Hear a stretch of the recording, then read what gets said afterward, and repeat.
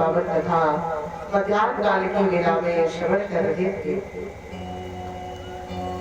बड़ा आनंद बड़ा रस बरस रहा था भगवान की गाथा में।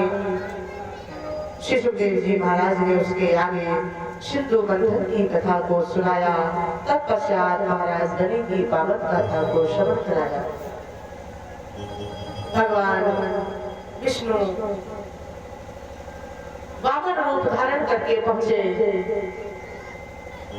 महाराज गणेश से प्रण लिया, वचन लिया कि जो भी मैं मांगू मुझे प्राप्त हो।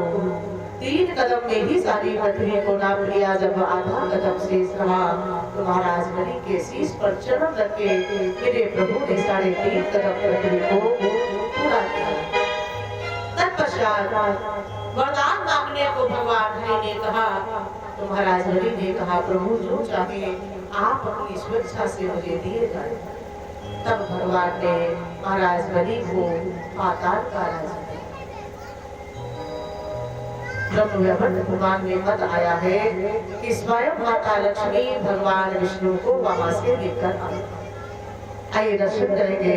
तत्पश्चात मत्स्य अवतार की कथा को श्रवण कराया। सरियाद महाराज की और भक्त अम्बरीश की कथा को श्रवण कराया कि भारत में मशहूर है अम्बरीश महिपाल। सदा दानव तुम्हें कटाऊ उनका जीवन काल। एक बार भक्त अम्बरीश ने एकादशी के व्रत का पालन किया है। अब दूसरे दिन द्वादशी का समय उसी समय दुर्वासा ऋषि का पदार्पण हुआ। भक्त अम्बरीश ने उनका स्वागत किया और कहा मुनिवर मेरे घर में भोजन करिएगा। दुर्वासा ऋषि ने कहा कुछ समय ठहरो, मैं अभी आ रहा हूं। स्नान ध्यान से निवृत्त होकर के तुम्हारे घर में भोजन करूंगा। ऋषि वर चले गए।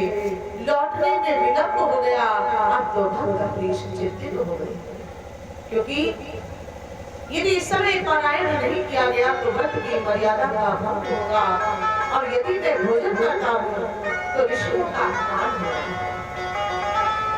बुला करके जो ऋषियों से पूछा तो उन्होंने बताया भगवान के चरण को धोकर चरणागत पान कर लीजिए, ये भोजन में नहीं आता है और व्रत का पान भी नष्ट नहीं होगा। और जैसे ही अम्बरीश जी ने चरणामृत का पान किया वैसे ही दुर्वासा ऋषि आ गए। अपमान को सहन न कर सके, झट अपने जटाओं से राक्षसी को प्रकट किया जो भगवान कहते हैं कि मेरा मान भले टल जाए और भक्त का मान न टलके देखा, कठिन प्रेम के पाले पड़कर प्रभु नियम बदलते देखा।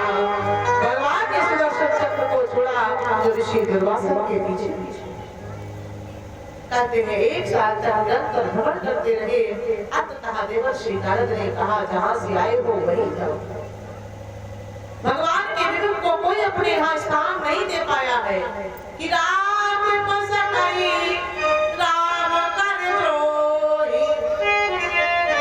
अपने घर में भगवान के विरोधी को कोई स्थान नहीं दे पाएगा। और वेद कहता है, वेद कहता है जिसे भगवान प्रिय न हो भैया वो तुम्हारा कितना भी अपना हो उसी समय उसका त्याग कर दीजिए, क्योंकि जाको प्रिय न राम वै देही तजहि कोटिवा कुवैरी सम जगति परम सही। वो कितना भी प्रिय हो, जिसे भगवान का नाम प्यारा नहीं है उसे उसी समय छोड़ देना चाहिए। इस समय 1 वर्ष के बाद आए भक्त अम्बरीश ने वैसे ही बैठे रहे। ईश्वर का स्वागत सत्कार करके भोजन करा करके स्वयं भोजन का पान किया। बोले भक्तवत्सल भगवान की। तत्पश्चात महाराज हरिश्चंद्र की गाथा को श्रवण कराया और आज हरिश्चंद्र का परीक्षण करने के लिए विश्वामित्र जी आए। छल से कुंजी लगाम को संकल्प में ले लिया और संकल्प पढ़ाई का 60 भार सुना। भोलेपन ने भूप ने सहजता से स्वीकार किया। अपने भवन को लौट करके आए। प्रातः काल होते ही आज वो संत भगवान पहुंचे। राजा ने स्वागत के लिए जो ही उठे थे कहा ईश्वर ने ठहरो, स्वागत बाद में कीजिएगा। मेरी बेटी का विवाह है, जो धन तुम्हारे पास शेष रह गया है पहले वो लेकर आओ। महाराज हरिश्चंद्र ने अपने कोषाध्यक्ष को इशारा किया जाओ धन लेकर के आओ। कहा संत ने राजन नेत्रों को खोलो।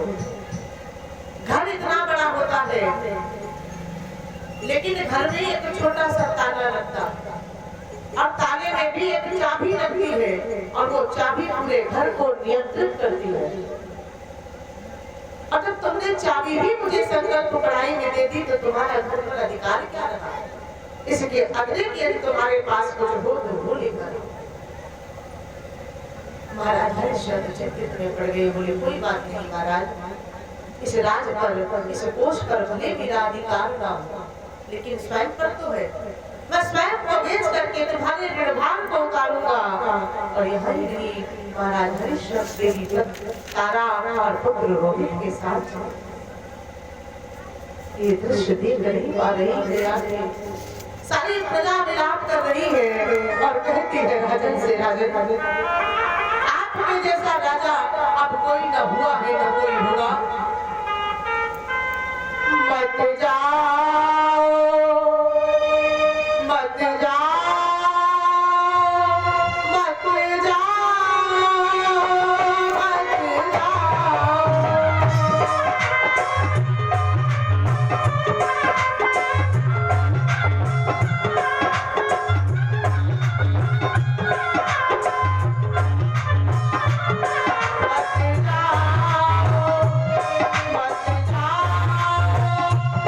जाओ